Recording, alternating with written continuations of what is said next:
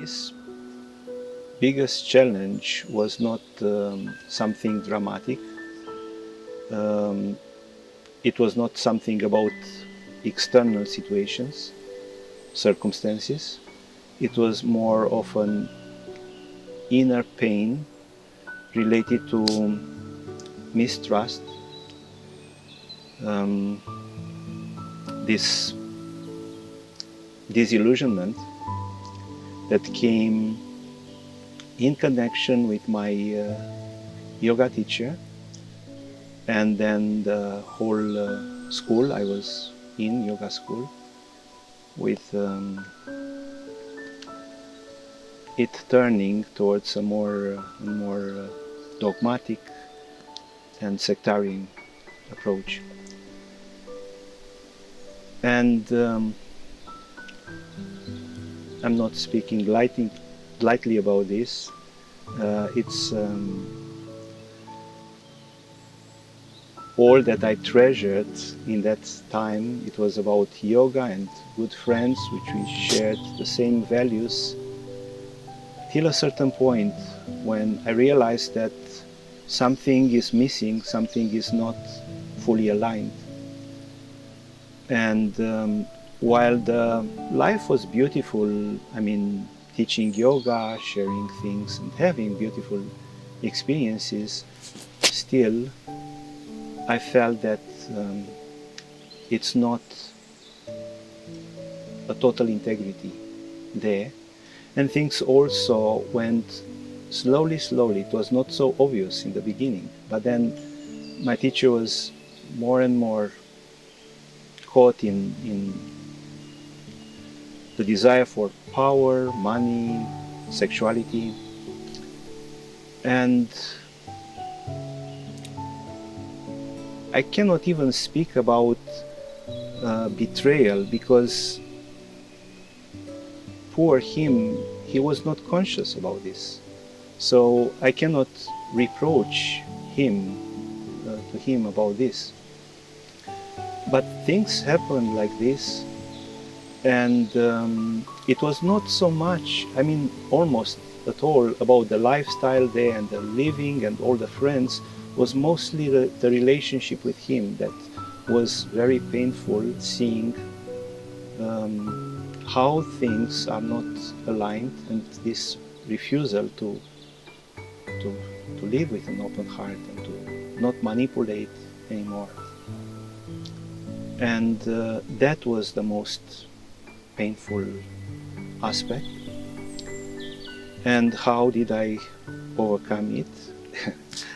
It was not really an overcoming in that technical way. I stayed with it.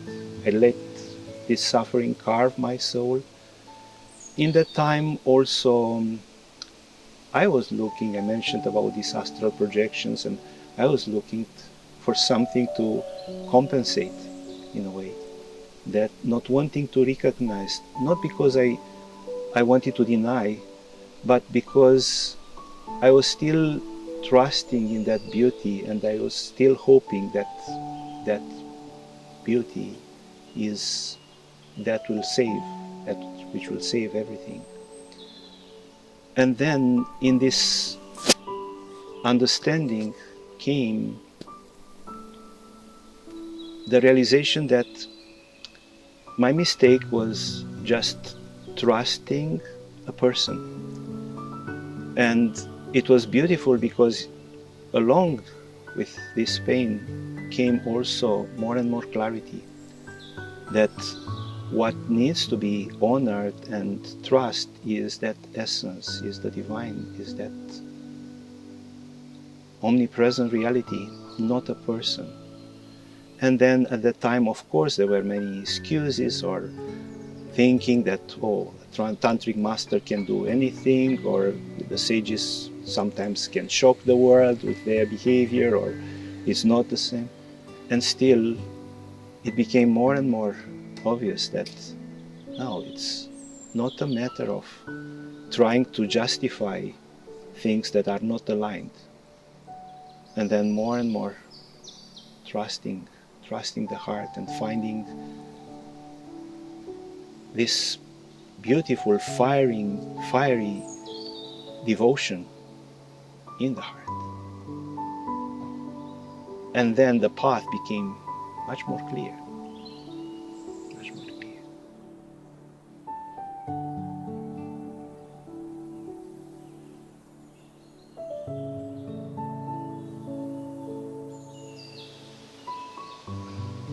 What is self-realization?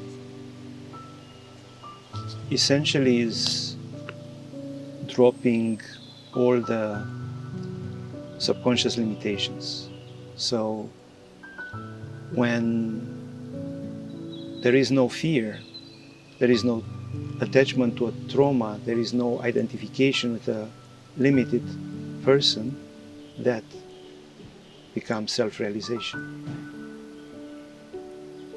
And yoga helps in this way of purifying the subconscious mind and bringing this freedom.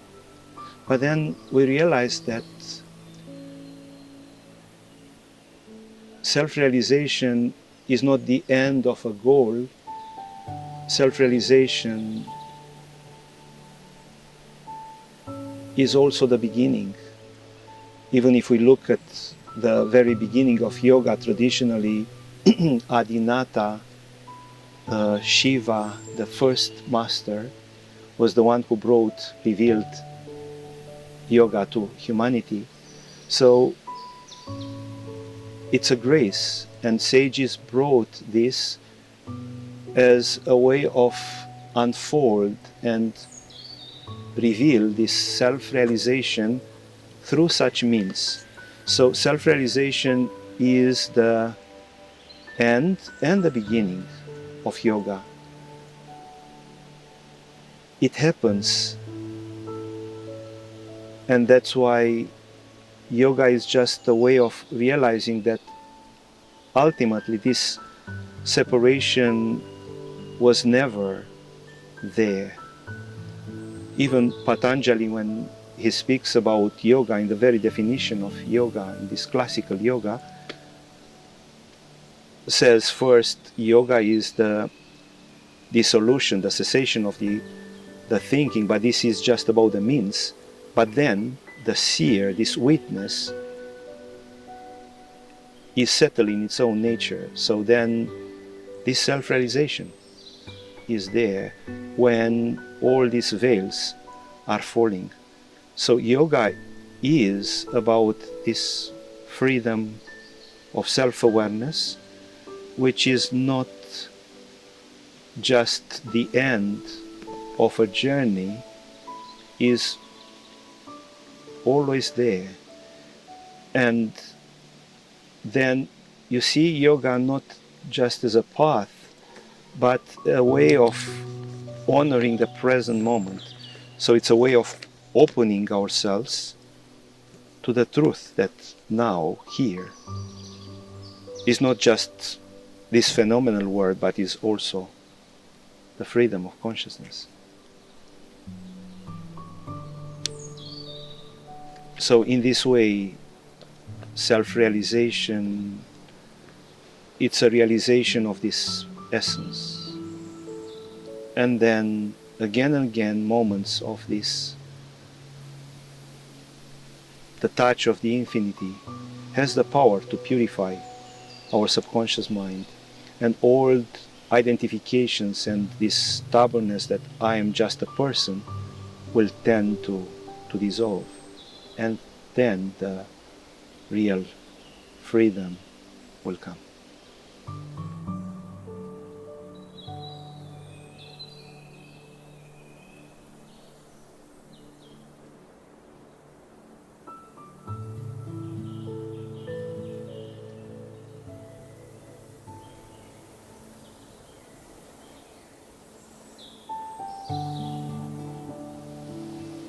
The truth is unique, and in yoga we see this oneness beyond any tradition and expressions, while at the same time we honor any such religion as languages of love. So we honor all these traditions, all these religions. And for example, the Christian mystic and the Jew praying in front of the West Wall, and the stillness of the Zen monk, and the Sufi whirling in ecstasy and surrendering, are all drinking from the same river of truth. They may use different cups for that, but ultimately is about that oneness. What separates us is not the truth. It's just dogma, it's just misunderstandings, limitations, not the truth. And this becomes obvious when we connect with the heart, because there everything becomes simple and obvious. Yoga is not a religion. That's why yoga was and is approached in Hinduism, in Tibetan Buddhism, even some Christian support, and there is a Christian yoga.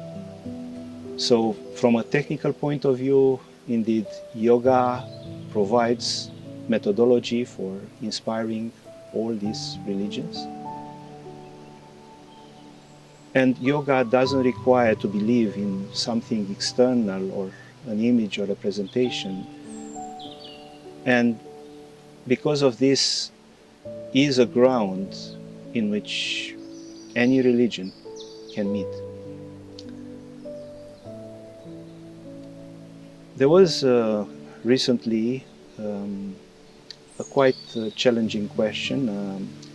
Israeli woman asked me about the war the war in Gaza, and asked me, apart from prayer, what can be done there?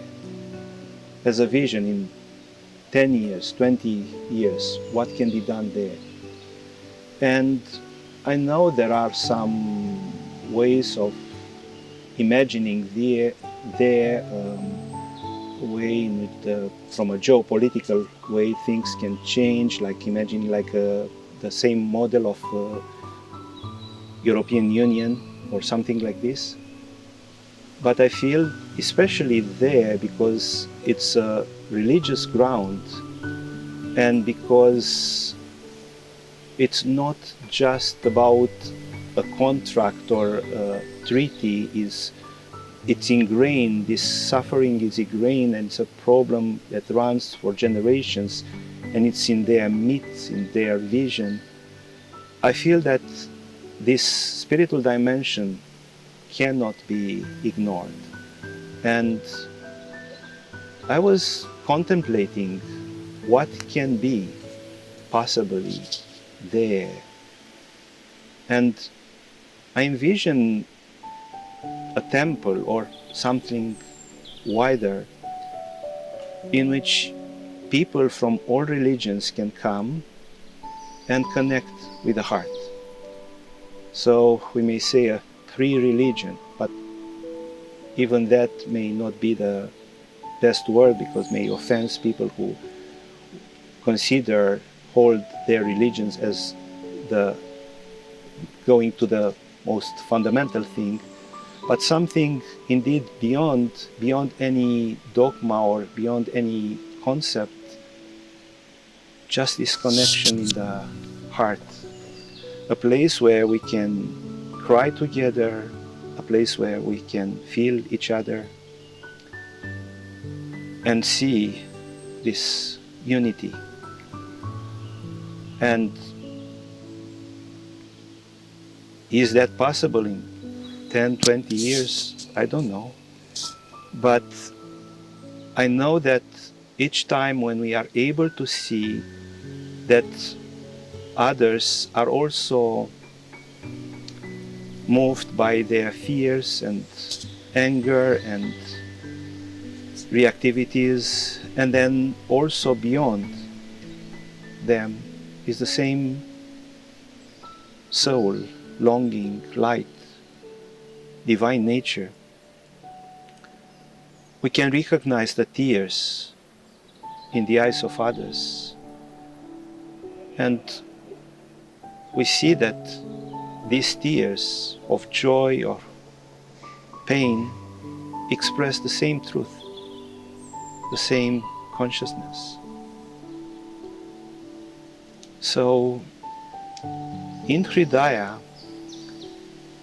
we welcome all these religions not as a place to debate, but as a place in which we learn together to open the heart in this unconditional love. And then we do open to the specificity of religions to learn like different beautiful aspects that each of them can bring. And it's like learning to see beauty in more and more nuances.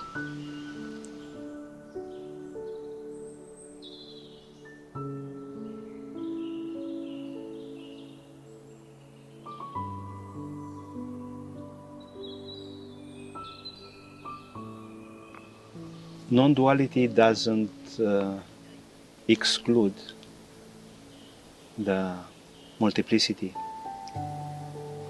We are here speaking and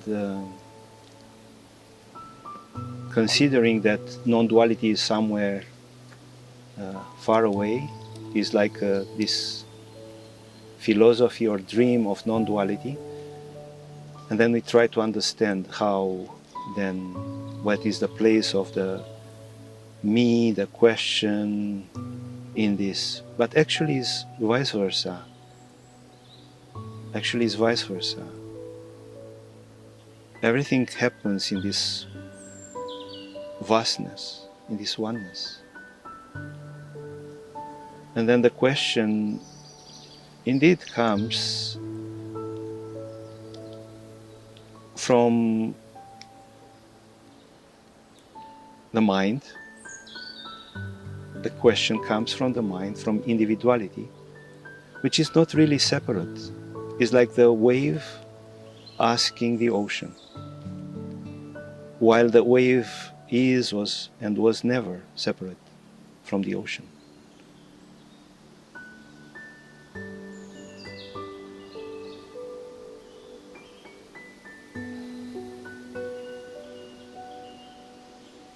So at the level of the mind, it is a me who tries to understand something. But this something, this non-duality is not phenomenal, is not a concept. That's why the mind will never be able to understand. The mind can just touch that. But when this touch happens, the mind dissolves because it's incommensurable. The mind cannot comprehend and embrace non-duality. Of course, the mind can imagine, can come with metaphors. They can echo non-duality, but non-duality is something that cannot be comprehended with the mind. And when we realize this, it's just another way of living, it's another paradigm. We open to that, not with the mind and with an understanding. I need to understand non-duality. But it's a truth for our entire being, for the most deepest reality of our soul. As the mystics would say, God knows himself through himself. So it's that, not the mind, but that intuition in us that can reveal that truth. So it's a matter of learning how to drop the mind And then to see that, yes, samsara, the phenomenal world, is not in conflict with this, that nirvana, this oneness, is embracing all this. And then you see the sacredness of everything. You see that touch of oneness in multiplicity. So yes, consciousness becomes aware of itself. And then, yes, the consciousness asks, who am I? Or what is this? But then the answer is not in the realm of the mind.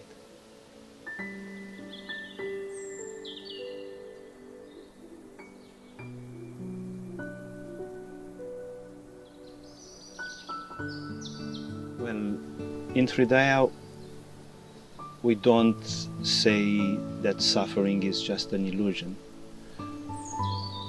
Of course, ultimately, it is an illusion, but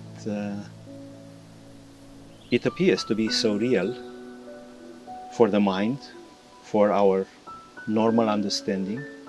And that's why I feel in Hridaya we shouldn't approach in this way, because this feels very distant. Suffering is an illusion, and even a lack of empathy, of compassion, when people really feel this experience of suffering.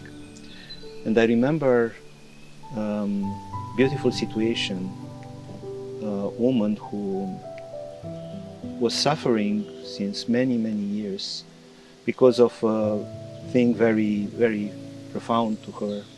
And she started doing retreats, meditation retreats, and still, because it's for her associated with a sense of guilt and regret, that remained so long. And she did a 49-day retreat.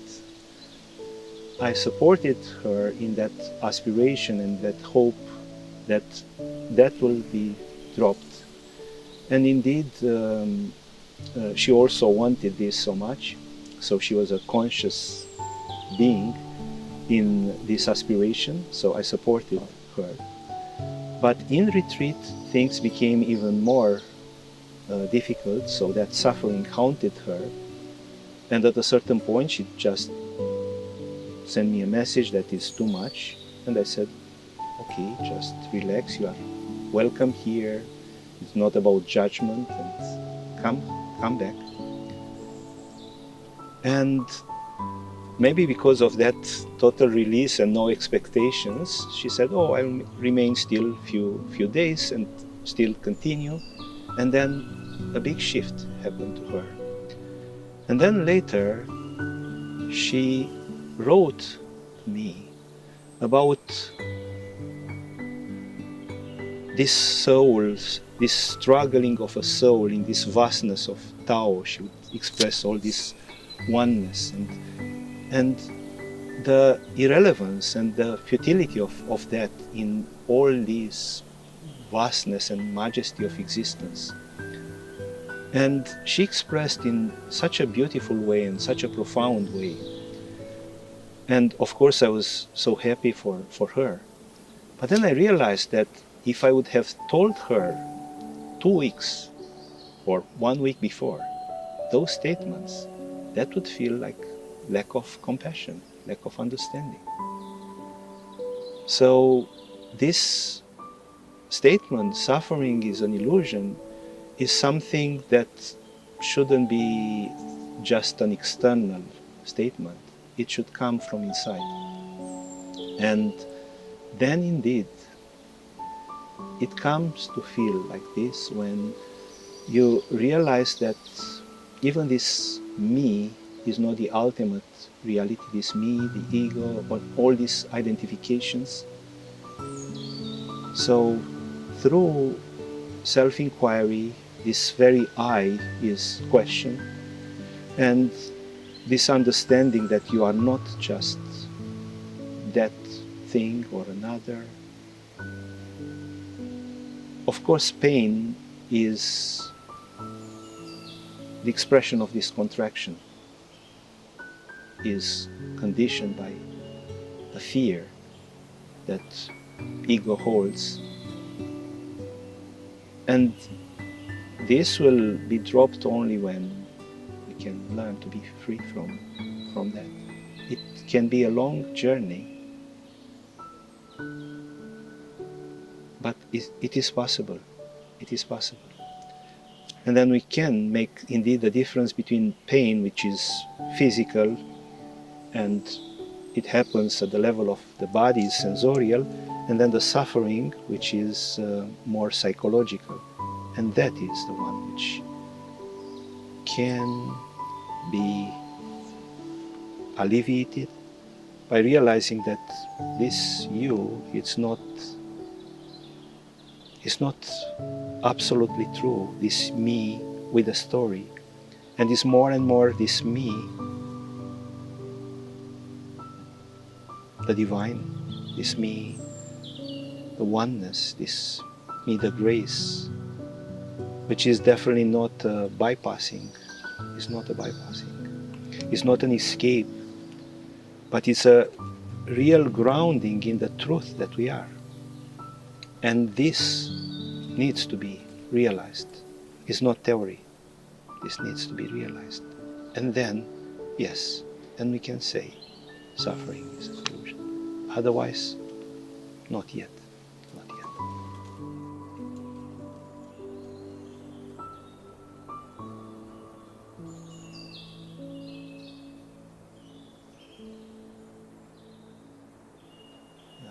In Hridaya, we speak about the integration of the daily life into spirituality, because spirituality is not just about some theoretical principles, is what we genuinely discover through self-inquiry when we realize that we are not just a person.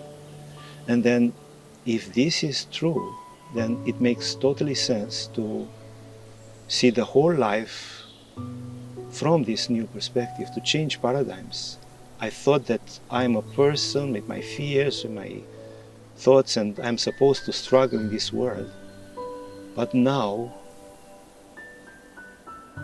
I learn, at least there is an aspiration to learn to act and to bring my entire life in this vision that I am not just a person, but I am that freedom from which the action flows in a more and more harmonious way. So this is about a shift of paradigms, and it's not really about a sense of separation between daily life and spirituality.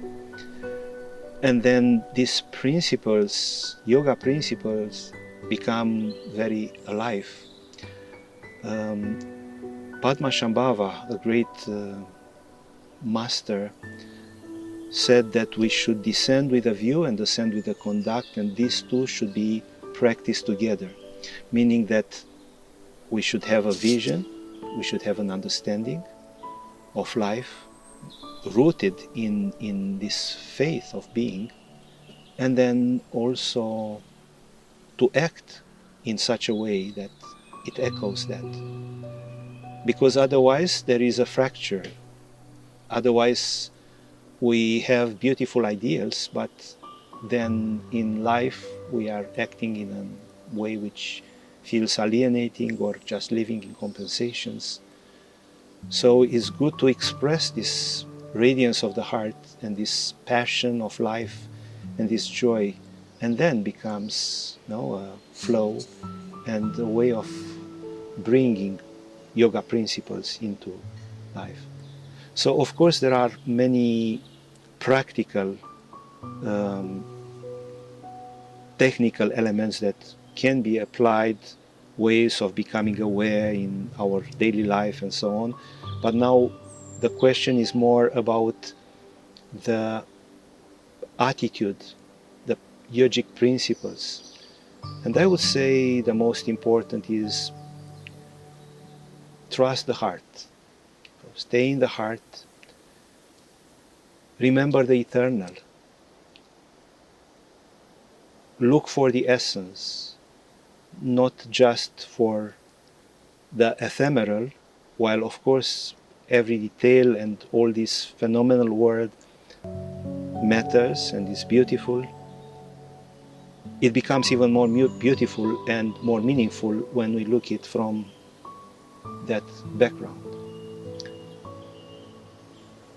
See life as a meditation, then moments of self-awareness will happen, and it's more and more about this remembrance. Be open to life, circumstances, people.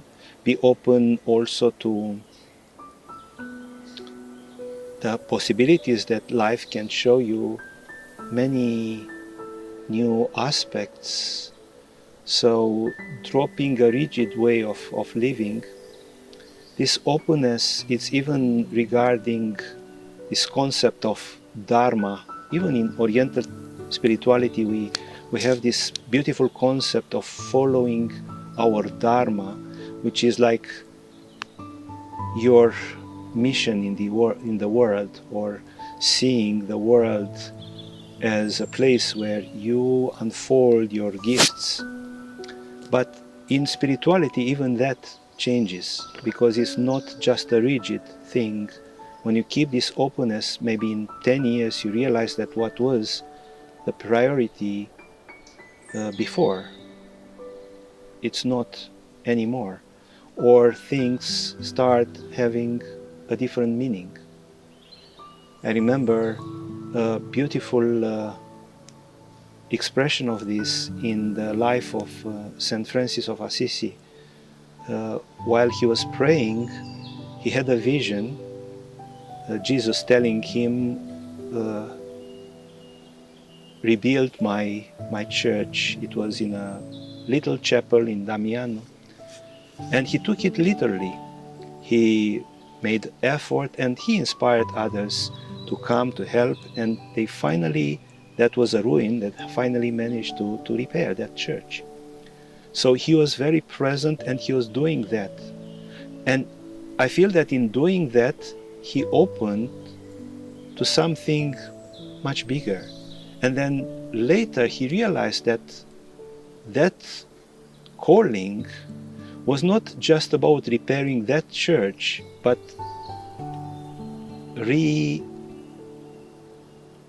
bringing that foundation of love in the whole Christianity.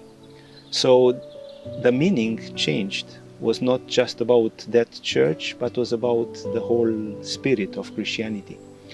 And I feel that this can happen in our life as well, when we bring these yoga principles in life. I mean, it's not just yoga, it's the truth of the ultimate.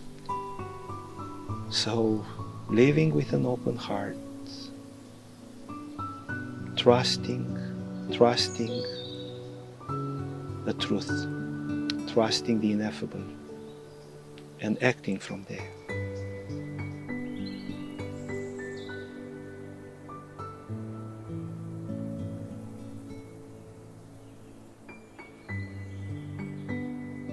Meditation is like the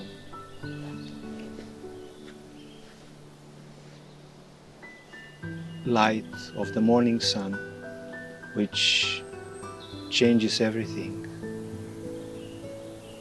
I strongly recommend meditation, especially in the morning, because that can change our entire life. And in general, a meditative life will bring more light, more inspiration. If our mind is calmer through meditation, will not ripple, echo in all that we are doing. And then will be less dramatic, the pain, the suffering will be less aching and poisonous. We will be able to take things more lightly because of this detachment. So meditation is not just about peak experiences, it's very much about this transition and ingraining, embodiment. And in Hridaya we honor this very much.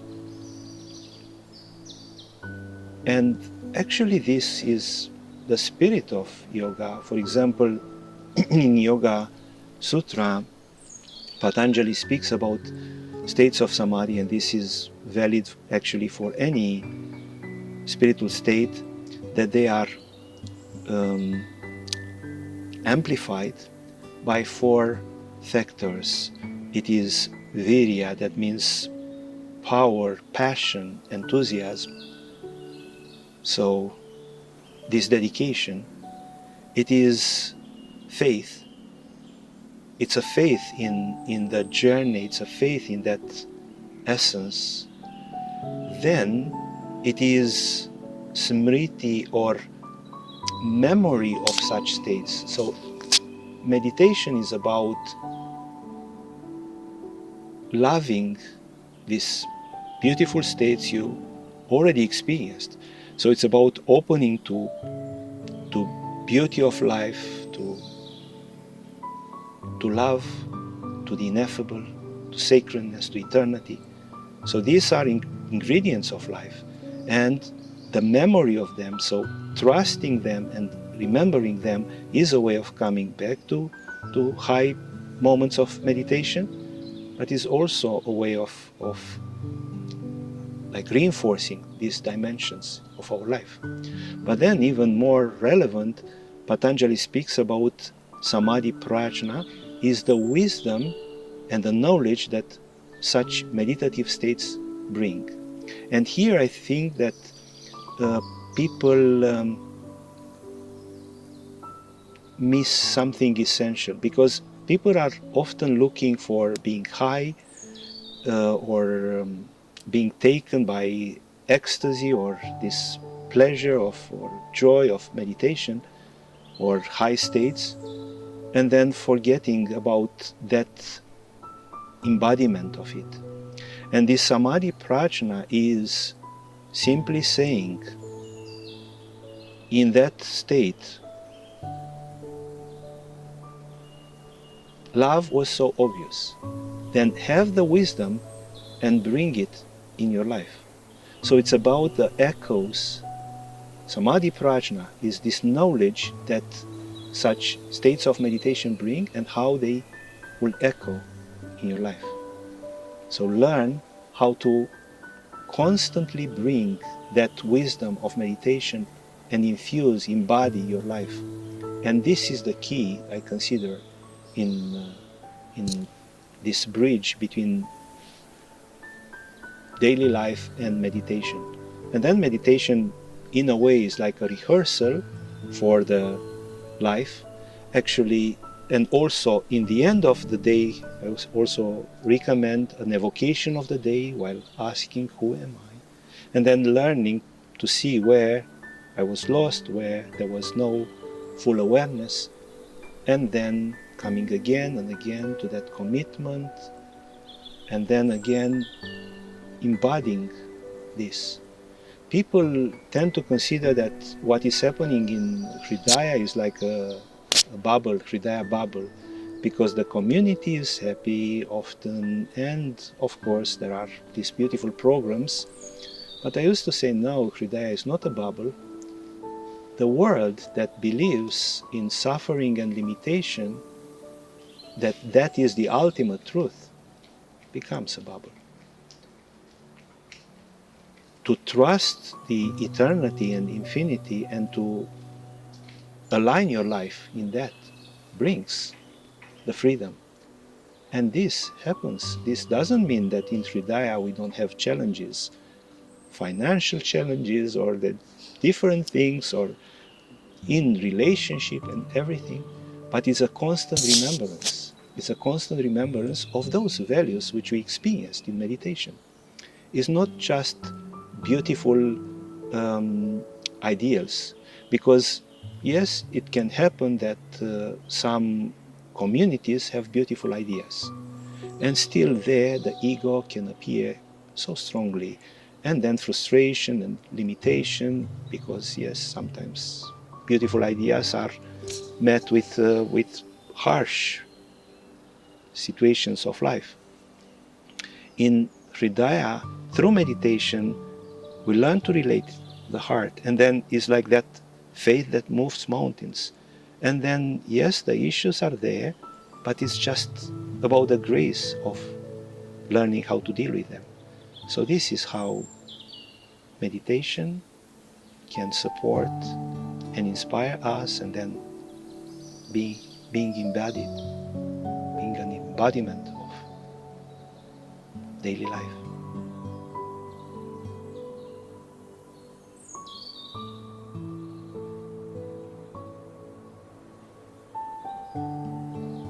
I will start with what unites them. Both Tantra, authentic Tantra, and Advaita Vedanta are rooted in this vision of non-duality. So they both honor the supreme essence, the oneness of everything.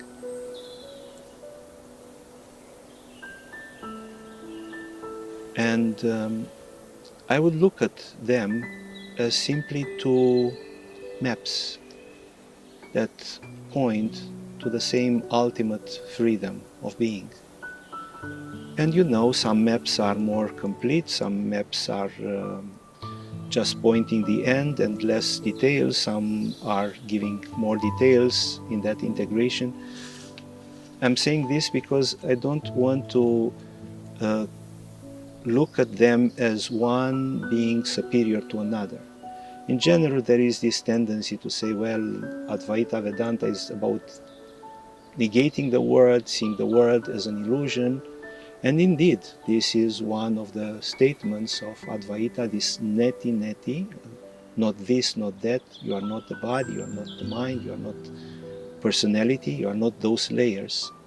And this is so useful. But at the same time, even in the classical Advaita Vedanta, Shankaracharya, after saying the world is illusion, he has a statement, the world is Brahman, so the world is divine, is identical with divine. It's a superimposition, he would say, so it's just the same.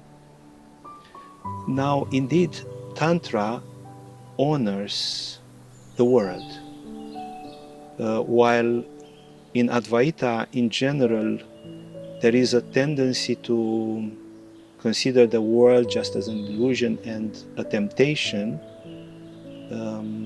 In Tantra is a discovering that everything is sacred, that the world is just a reflection of that essence.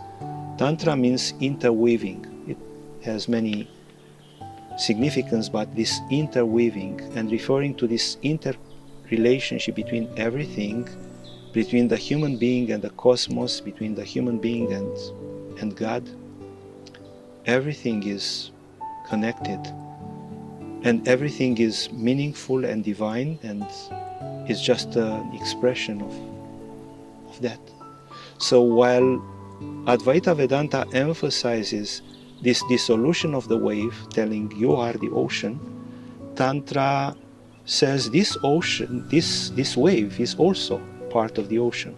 So it's not about denying the wave, it's not about being free from the body, as maybe Advaita Vedanta would say, but it's about being free in the body.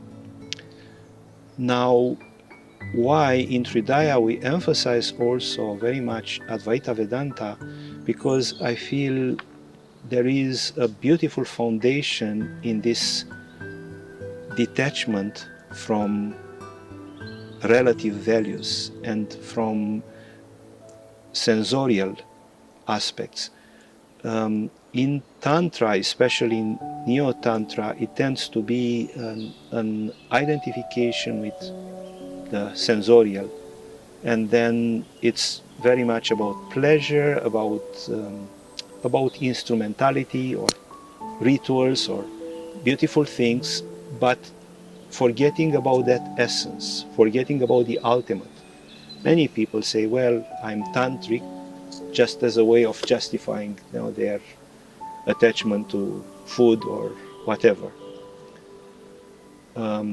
While, of course, authentic Tantra is not about this, and for example, Utpaladeva, a great Shaivist master, said, "O Shiva, while I enjoy the senses, may I never forget that ultimate reality, that beauty of your grace. So while enjoying chocolate, don't forget who you really are." But in the beginning, we may need to have this remembrance. You are not just this body. You are not just your attachments. So this sublimation happens much easier, I would say, through this path of Advaita Vedanta, first realizing that there is that essence. And then from that essence, everything can be integrated in a more harmonious way.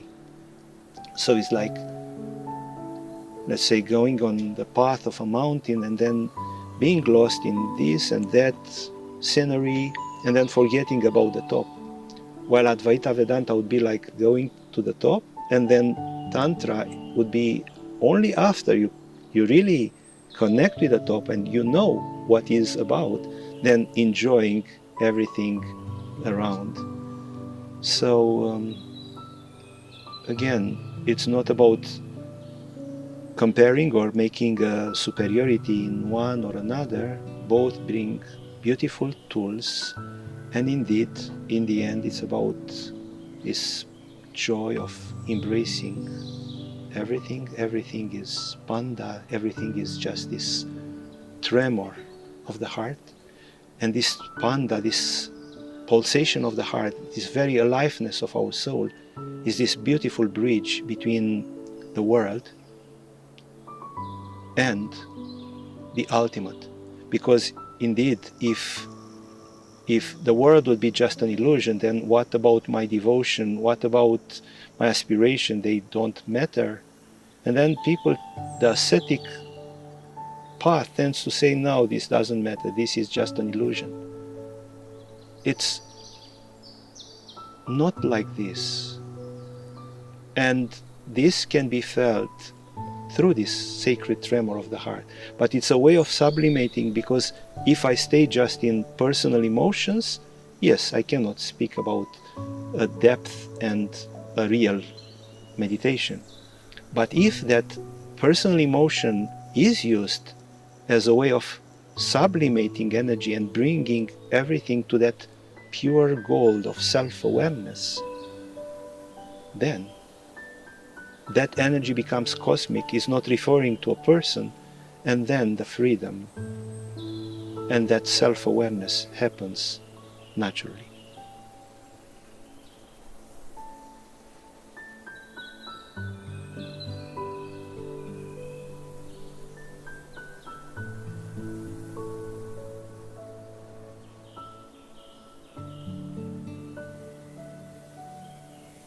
In the yoga perspective and in Tantra, the wound is not to be denied or erased. It's about a beautiful process of sublimation, of transforming, of seeing a wound as that gate through which the light can enter, as Rumi said beautifully. So it's an understanding that any pain, any suffering can be seen in a different way. And there are different ways of transforming this, which are in yoga quite particular. And it's, while of course psychology, the modern psychology focus a lot on this, yoga also can offer many beautiful insights in this. For example, in meditation, we may realize that some patterns or some tendencies come, or a pain from the subconscious comes. So in the clarity of meditation, it becomes more obvious what are our limitations, and maybe we reject it for a long time, a pain or a trauma, and then it surfaces. Now, just thinking about it is not enough. Awareness of a trauma is definitely a first step, which is very important, but just revisiting it and thinking about it is not enough, because the understanding happens at the mental rational level, while the healing needs to happen at much deeper levels. And then also people speak about the purification of such traumas when they, let's say, cry a lot. I cried a lot in a retreat, or it happens for me that I cry. This in itself is just a revisiting of the trauma, but it's not necessarily a purification. A purification happens when that memory is sterilized, which means it is, you think about it and it's less and less reaction, less and less echoes of pain. So speaking about this process in yoga, we can refer to 4 dimensions of this understanding. First is an clarity about what really is there, what are our pains, or what was suppressed and now it surfaces.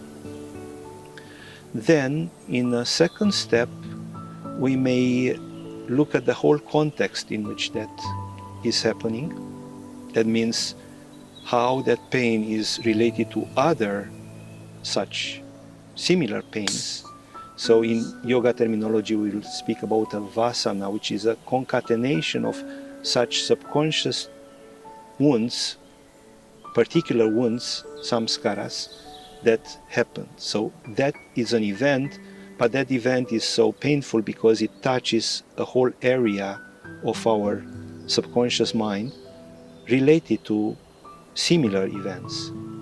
So understanding that is a second step, and seeing all these places of vulnerabilities in our subconscious mind, or looking at them.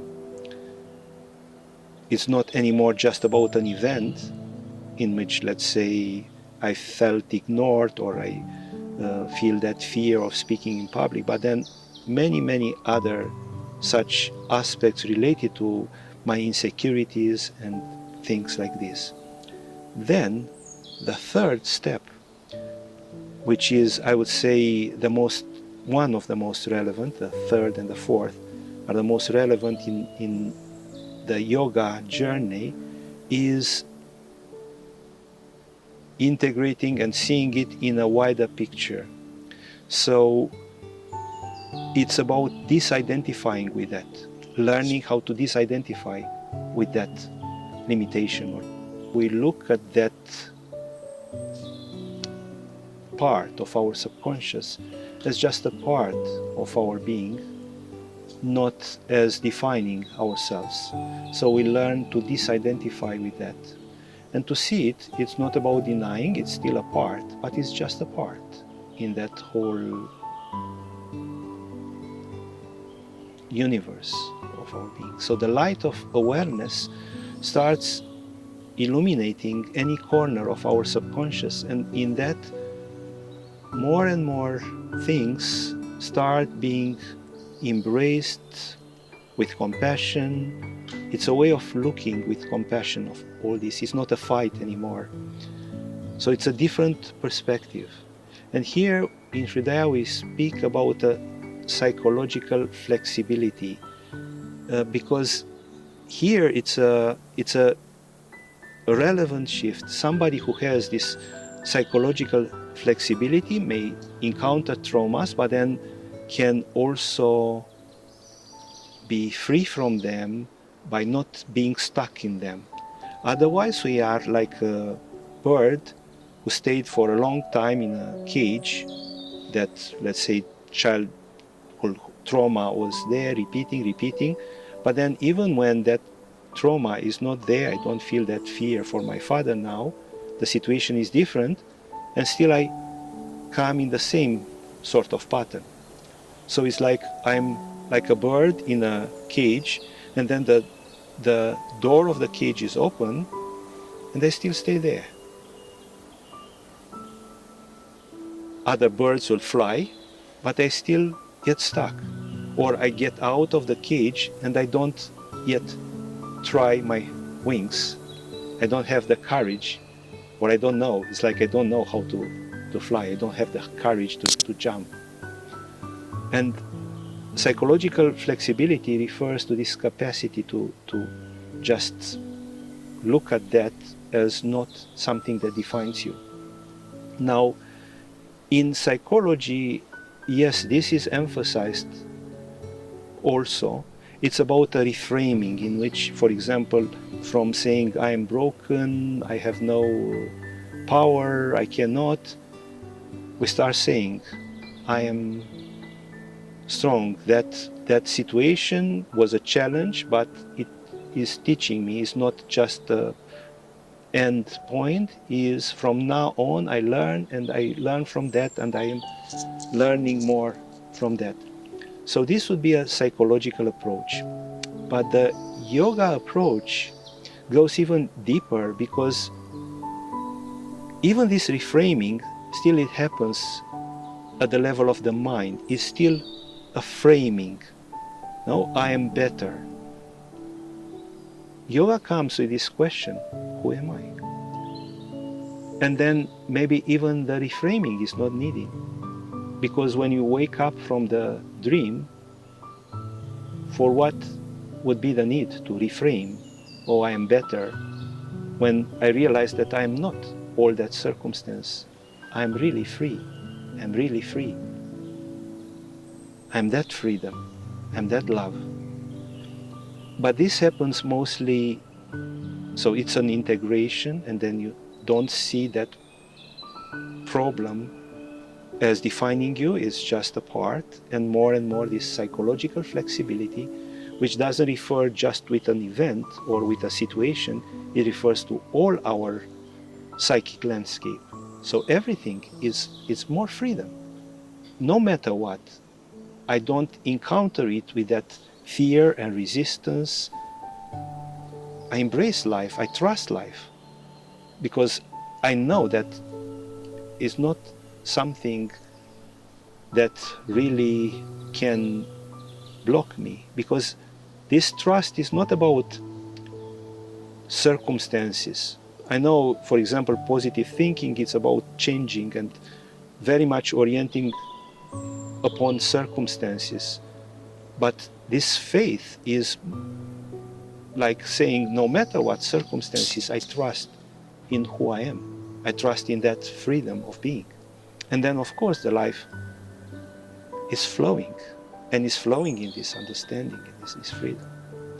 And in yoga, we speak about the fourth stage, which is, for example, Patanjali in Chapter 3, Sutra 9-10 speaks about Nirodha Parinama, the transformation of dissolution, in which, through meditation,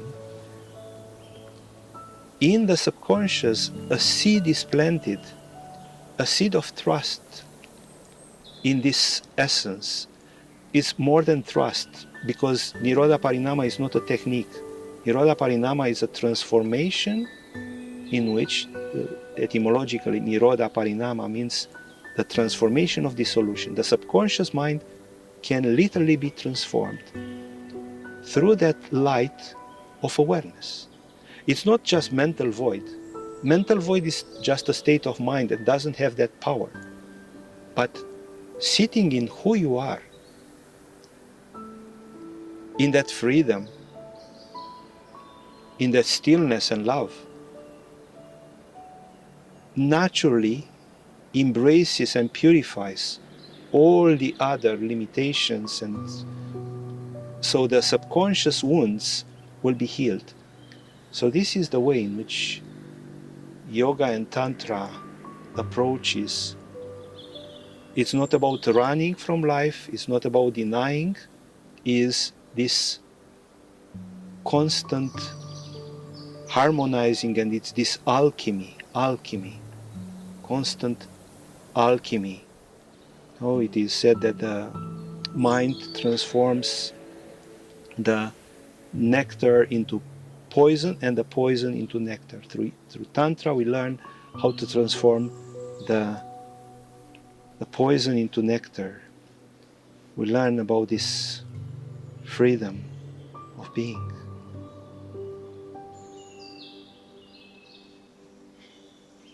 And then slowly, it's not something that will happen immediately or in just few weeks, but it is totally possible. It is totally possible through this understanding. I am not just a person who is healing, I am that vastness, I am that freedom.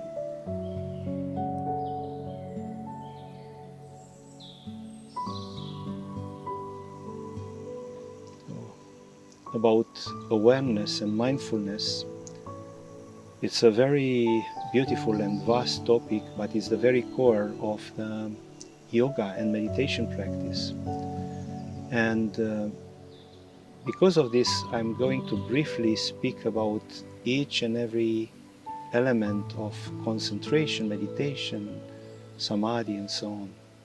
So, concentration happens when the mind is focused in a very directional way. Is like an arrow oriented to the object. And concentration is defined as, by Patanjali in chapter 3, Sutra 1, binding the mind on an object. Thoughts come, other thoughts come. Of course, we tend to be disturbed, but then we have this commitment to focus to that object. This would be dharana, concentration. In that, there is still a duality, me and that flame on which I focus. And these seem two separate objects. So it's not really a link between me and that object. It's just my focus, my mind oriented there. Then the second stage is the stage of dhyana, meditation, which is defined as a flow of the same object that is there. But actually what meditation is a falling in love with the object, in which this attention naturally happens. So my mind is not struggling anymore to bring the attention again and again there, but is a falling in love. It's a fascination of that object. Because of this, it's not a struggle. Because of this, everything is much more easy. And the quality of that sort of knowledge is different, because now I am in a relationship with the object. It's not me, a separate me, a ego, looking at that flame and wanting to concentrate hardly, but I'm in love with that flame. That means the quality of this knowledge changes. I can feel the flame. I can relate to that flame. I can understand that flame more and more. And then this evolves even more in samadhi, in which Patanjali said it's even the knower, is like the knower forgets about himself. This is not about entering a state of trance, it's just that the presence is so vivid that you forget about your personal story, that it's cold or it's whatever around. You are totally absorbed and you become one with the object, in the sense that you are the flame. So then the quality of the knowledge becomes even more profound. It's not that initial separation like in dharana. It's not even just that flow as in meditation, dhyana. now is this oneness. I am the flame. Patanjali will also describe this samadhi is like when your mind is as pure as a crystal and reflects only that. So I am fully present. And this is the way in which the yogi knows nature. All these three together, from concentration to meditation to samadhi, represent samyama, the way in which the yogi would know nature.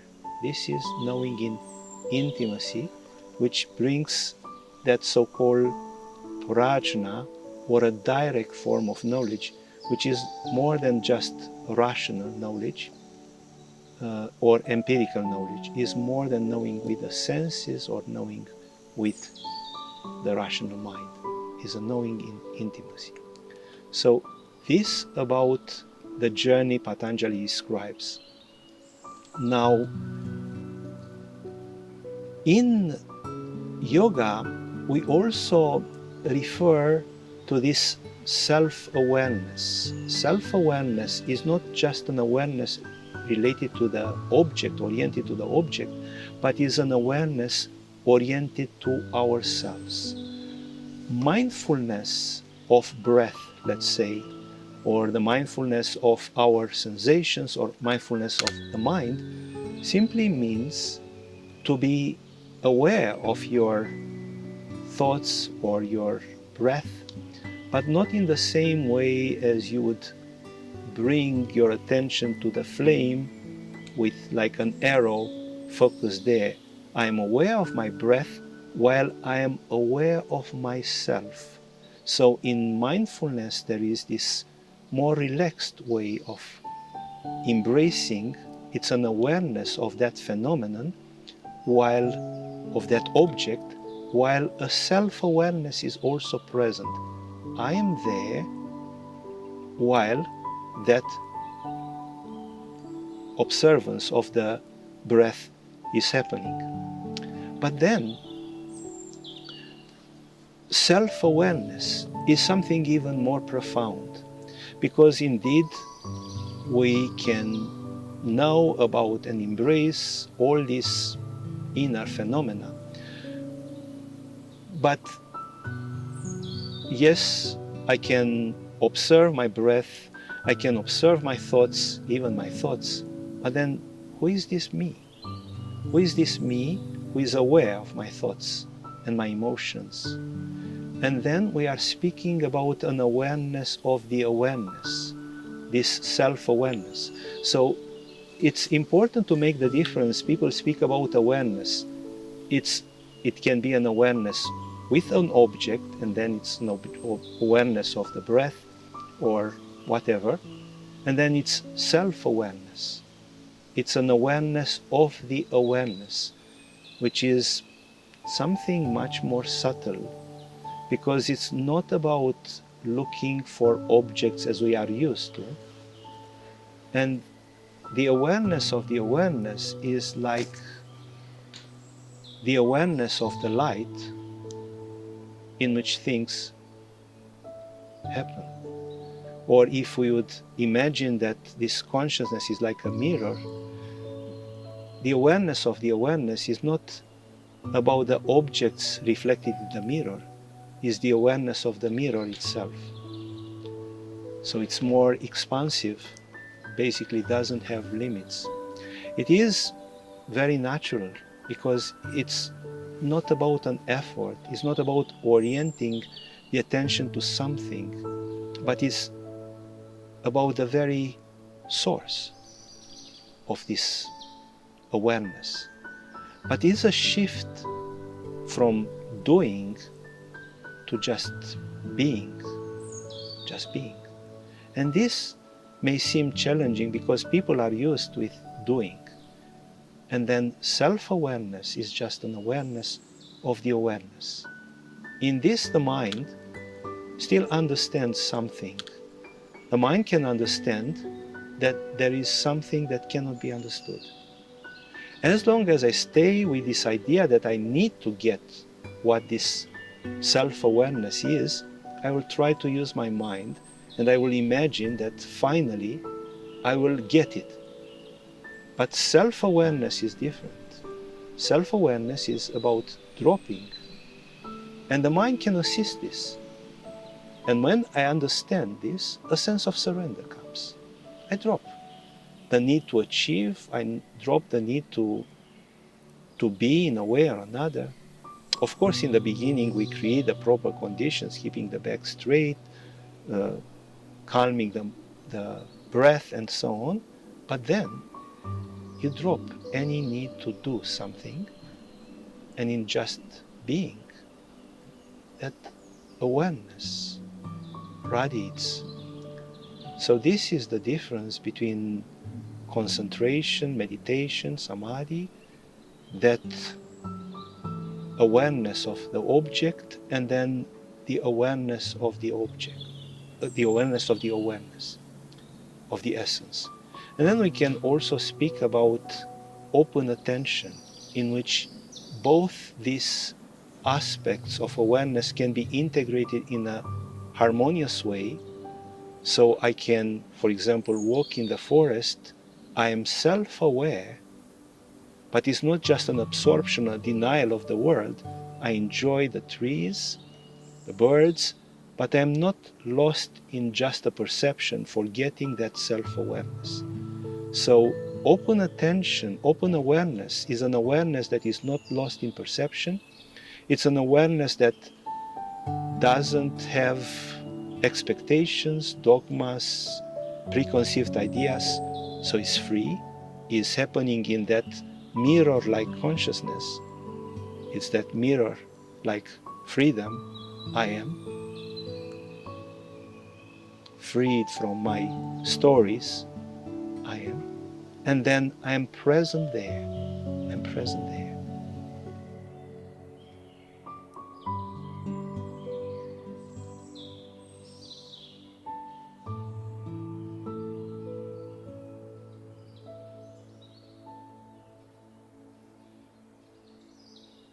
From retreat to daily life workshop, as an aspiration to support this bridging from a formal practice to our daily life.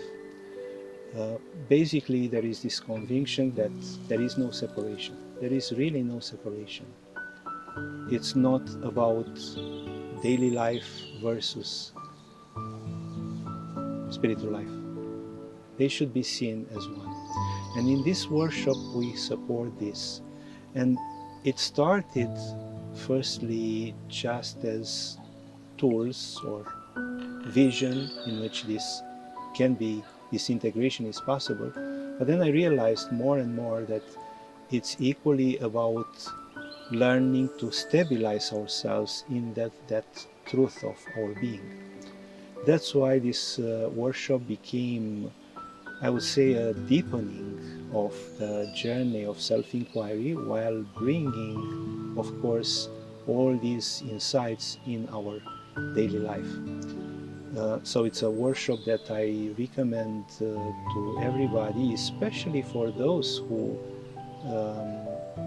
are passionate about self-inquiry, because here we bring many nuances. For example, we will learn the difference between a state, an experience, and being, between just thoughts and this ultimate nature of awareness. We will look at self-inquiry as a way of not just dealing with thoughts, but as dealing with layers of our personality.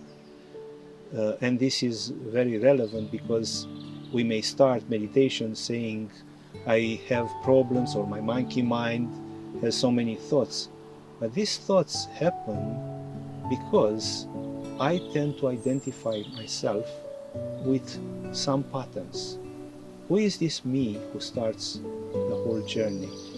Maybe it's me, the worthless one, or is me the competitive one, or it's me, the devotional one, but still who imagines that God is somewhere else, and then envisioning this sense of duality. It's always about me and then grace that needs to happen from outside, or me with a sense of competition. I am the best, or I need to get it in the end. So all such patterns, and we are going to speak about many such patterns, of course affect our life and affect our meditation as well. And then learning to free not from thoughts, but from these patterns is already a very insightful element. So it's not a person who meditates, and then ultimately it's not a person who acts, is this the very spirit of karma yoga. We are also going to speak about spiritual aspiration and about 9 rays of the spiritual aspiration, which are ways of attuning ourselves with that purity of intention. We speak about consecration and it's a classical way in many traditions. May this be for the benefit of other beings, for the benefit of sentient beings, or I offer this to God. And this is one way of attuning ourselves. It's a matter of a humbleness. May this not be starting from the ego, but may this journey happen in this humbleness of being. And this is so important, it's essential, crucial, and still there are many other things that make a difference between aspiration and grasping. For example, surrender to divine timing. It's not about me to control when grace will happen or when things will happen. So trusting that. Or the peace that makes every step the destination, the peace of the whole approach. Or acting in love and not in fear. Or in general, looking at what echoes this spiritual aspiration. It should not echo ego increasing, because we find often in spirituality a more subtle ego raising there. The real spiritual aspiration is grounded and feeds as well, nourishes the noble qualities of the heart, as commitment to truth, compassion, love, humbleness, what we in Hridaya name the Cœur de Lion, the lion's heart. And also in this retreat, in this workshop, we give many tools to become aware in our daily life, so micro techniques to become aware, and how to support this awareness, and then even some encouraging how a tapas can be taken and the meaning of such a tapas, and how that can be a support in our life. We also offer answers to many questions which maybe remained unanswered in retreats. We learn about how practically sublimation can happen. We are speaking about 4 domains of awareness, starting from sensations and learning to work with sensations, which is a fascinating domain, because if thinking happens in the present, thinking is still taking out of the present. We go in the past, in the future with the thoughts. But sensations are happening in the present and keep us in the present. So sensations are not necessarily more shallow than thoughts, or even the subconscious work, the psychological aspect, because sensations can keep us in the present moment and can point to that ultimate pure awareness. So here, working with sensations, we are going to explore many, many fascinating aspects, because even feelings can echo at the level of sensations. For example, how feels the openness of the heart? How feels compassion? How feels love? How feels this love for Mother Earth versus love for Virgin Mary. So there are many, many nuances which echo at the level of the feeling and at the level of the sensations, at the level of the heart. And then learning to discern, it's a way of stabilizing. It's like learning a new language, this language of subtle sensations. So I'm speaking about subtle sensations because, yes, we can refer to the sensations that the breath brings at the level of the chest, and this is relevant and supporting, but this is just a catalyst for more subtle sensations, no? Which is like an emotional sense of a contraction or an openness, but then what the longing feels, and then how love feels, and being aware of this realm of sensations and honoring this again and again can stabilize in these more subtle aspects of feeling. Then we move to the domain of subconscious purification, and then we address all these 4 layers of a subconscious purification, starting from acknowledgement, seeing the whole ensemble of issues related to that problem, and then integrating in the whole landscape of our soul, and then finally this nirodha parinama, this dissolution of the subconscious mind. And then we go to that pure I feeling, and then eventually to that dissolution into that consciousness of oneness. So it's a fascinating journey which has many, many surprises and many, many gifts. You are very welcome. And see it not just as technical ways of dealing with the challenges of life we definitely offer, and we have definitely advices about how to deal at the level of principle, what kind of principles we should hold, and then practical advice in general, advice about the transition period, and then also we are going to address particular issues, for example, the lack of spiritual aspiration, or the tendency to go in the old habits, or the feeling of loneliness, and so on and so on. And we will address all of them, giving practical advice to each of them. So all these are going to happen in this